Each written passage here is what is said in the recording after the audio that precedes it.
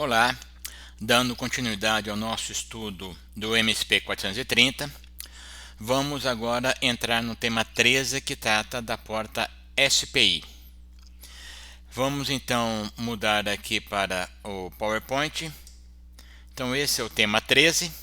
SPI significa Serial Peripheral Interface e o assunto 1 é Introdução à SPI. Então vamos apenas conceituar e entender como funciona a SPI. Na próxima videoaula, vamos entender que recursos o MSP nos oferece para trabalhar com a SPI. Então, continuando, vamos fazer uma comparação do que nós já vimos. Nós já vimos a porta I2C e depois nós vimos a porta UART.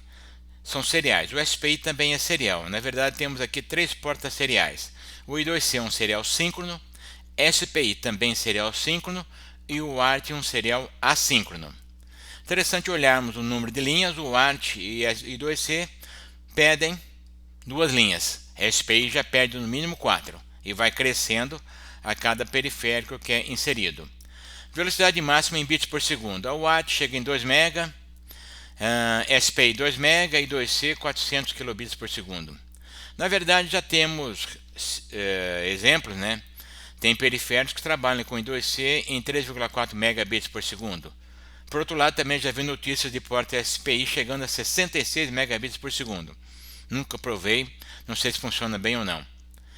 E o interessante é que o ART é sempre full duplex, SPI é full duplex, o I2C é half duplex, semiduplex. Perfeito, temos aqui então uma síntese comparando as nossas três portas seriais. I2C e SPI síncronas, o ART é assíncrona.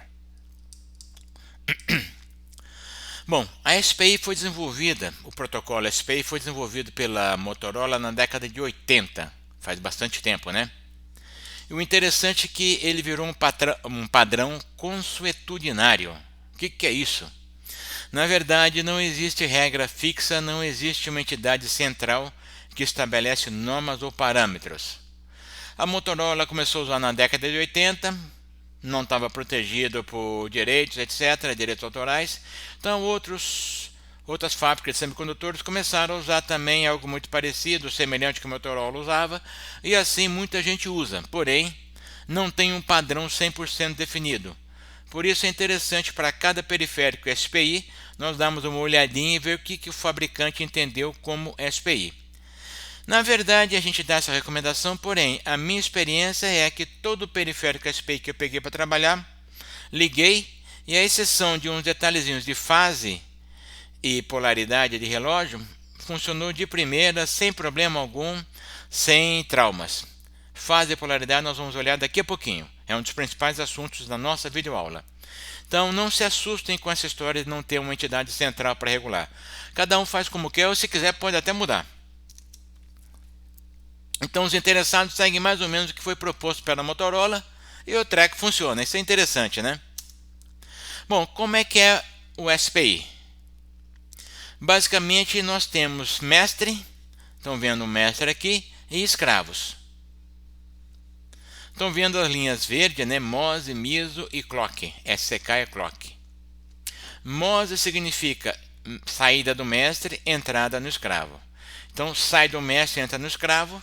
E o MISO é o oposto. Sai do escravo, entra no mestre. Perfeito? E cada escravo SPI tem um sinal de seleção. Slave Select, por isso que está SS aqui, normalmente é em nível baixo. Em geral, nós pegamos bits de I/O, GPIO, do mestre, no caso do MSP, e ligamos para ativar os escravos que nós queremos falar. Vamos ver na videoaula, próxima videoaula, que tem uma certa confusãozinha aí na casa do MSP 430, mas não vamos entrar em detalhes tão profundos não. Eu vou mostrar o mínimo necessário para vocês porem esse negócio para funcionar. Então vamos lá, o MOSE o que é? MOSE é saída do mestre e entrada no escravo. Então isso aqui é mestre, MOSE é saída. Isso aqui é escravo, MOSE significa entrada. Então o MOSE está ligado em todos os MOSEs. A saída do escravo, a saída do mestre está ligada na entrada de todos os escravos, perceberam? E a saída de todos os escravos está ligada na entrada do mestre. Esse é o item principal. E o clock? o clock sempre é gerado pelo mestre e é ligado a todo mundo. Muito bem, como é que nós vamos particularizar o escravo com quem nós queremos conversar? Muito simples, um sinal de I/O para cada escravo. Então, para selecionar o escravo 1, eu tenho aqui no mestre um bit de I/O que eu chamei de SS1, e com ele, quando eu colocar em nível baixo, o escravo 1 é que começa a trabalhar. Se eu deixar essa linha em alta, o escravo 1 fica fora do circuito. E para falar com o escravo 2, eu chamei essa linha aqui de SS2. Falo com o escravo 2 e a mesma coisa para o 3. Correto? Então temos 1, 2, 3 linhas e pelo menos um slave select. Então eu seleciono, quero falar com o escravo 1, abaixo essa linha. Quero falar com 2, abaixo essa linha. Quero falar com 3, abaixo essa linha. Quero colocar 7 escravos. Serei obrigado a colocar 7 bits de I/O. Perceberam a ideia? Então o mestre seleciona, puxando para nível baixo, um determinado pino de I/O que vai acionar a entrada de seleção do escravo. Pediria que vocês prestassem bastante atenção nesse slide aí, se for o caso, voltassem o vídeo, né, e escutassem de novo, perfeito? E tem mais aí uma coisinha. Então nós sabemos que só tem um escravo selecionado por vez, somente um. O protocolo, apesar de não ser único, né, não ter uma entidade central, diz o seguinte: somente um escravo selecionado por vez. Bom, vamos entender melhor como é que funciona o SPI. Temos o mestre e o escravo. Então, o mestre ele trabalha sempre em 8 bits. Então, e são dois registradores de deslocamento, um no mestre e um no escravo. Então, temos aqui o registrador de deslocamento do mestre e o registrador de deslocamento do escravo. E a saída do mestre ligada na entrada do escravo. Então, MOSE com MOSE e a saída do escravo ligada na entrada do mestre. Perfeito? MO, Master Output, ligado no SI, que é Slave Input. E MISO, MI, Master Input, Slave Output. Então, quando eu seleciono, o mestre seleciona um escravo, é formado este anel aqui. O clock é comum a todo mundo. E o que vai acontecer cada vez que bater um clock? Todo mundo vai girar para a esquerda, um bit do escravo vai entrar na direita do mestre e o bit mais à esquerda do mestre vai entrar lá na direita no escravo. Então, nós temos a conexão de dois registradores de deslocamento em anel. Então, a transferência sempre é full duplex. O mestre está sempre mandando alguma coisa para o escravo e o escravo sempre mandando alguma coisa para o mestre. Para cada bit que é enviado pelo mestre, um outro é recebido. Para cada bit que o escravo recebe, ele manda um para o mestre. Está bem claro isso? É muito importante esse conceito. No 8º clock, eles trocaram os bytes. Então, depois de 8 clocks, os 8 bits que estavam no escravo vão aparecer aqui no mestre e os 8 bits do mestre vão aparecer aqui no escravo. Eu vou me dar o direito de voltar a essa transparência daqui a pouquinho. Não, vamos falar agora. Aí vocês vão me perguntar, poxa, e se o mestre quiser só mandar alguma coisa para o escravo? Ele não quer receber nada. O escravo é uma memória, o mestre está escrevendo na memória. Então ele vai mandar um dado para escrever no escravo e não quer saber do que o escravo vai mandar para ele. Então simplesmente ele descarta, mas ele obrigatoriamente vai receber alguma coisa do escravo. E no caso agora do mestre querer ler a memória. Ele não quer mandar nada para o escravo, mas ele é obrigado a mandar. Então vamos lá. O mestre quer mandar alguma coisa para o escravo. Então ele escreve aqui o byte que ele quer mandar para o escravo e manda. Ele vai receber alguma coisa do escravo e joga fora. Vamos supor agora que o mestre quer só receber do escravo, não quer mandar nada. Ele deixa um lixo qualquer aqui e faz esse treco rodar. O escravo vai mandar algo que é importante para ele e provavelmente vai descartar o lixo que recebeu. Perfeito? Então, tanto o mestre como o escravo sabem que tipo de transferência está sendo realizada e podem descartar. Eu vou... vamos ver se mais para frente eu faço um exemplo com uma memória. É um pouquinho trabalhoso, implica em estudar o protocolo da memória. Eu vou deixar pendente. Se sobrar tempo, no final do curso eu adiciono mais uma videoaula nessa. Por enquanto eu não vou arrumar muito trabalho não. Eu quero é fechar logo o curso. Então, estamos bem? Pegar a ideia? Então, normalmente, um byte do escravo vai para o mestre, um byte do mestre vai para o escravo. E quem quiser aproveita o que recebeu, quem não quiser joga fora. Bom, vamos lá agora uma coisa que é meio complicado de entender. Dá um certo trabalhinho, confunde um pouco, mas é mais complicado, é mais simples do que parece. A primeira coisa é polaridade. Eu estou usando aqui a nomenclatura do MSP430, tá? Cada fabricante põe o nome que quer aqui. Eu estou usando o CCKPL, polaridade do clock. Então isso aqui é um bit de um registrador que controla a porta SPI do MSP430, ok? Então esse nome aqui é particular para o MSP. Então a polaridade, na verdade, indica como é que a linha de clock está quando ociosa. Com polaridade igual a zero, significa que a linha de clock quando ociosa está em nível baixo. Se a polaridade é 1, a linha de clock está em nível alto quando ociosa. Definição simples, né? Vamos olhar aqui, ó. Polaridade igual a zero, a linha de clock está em nível baixo quando ociosa.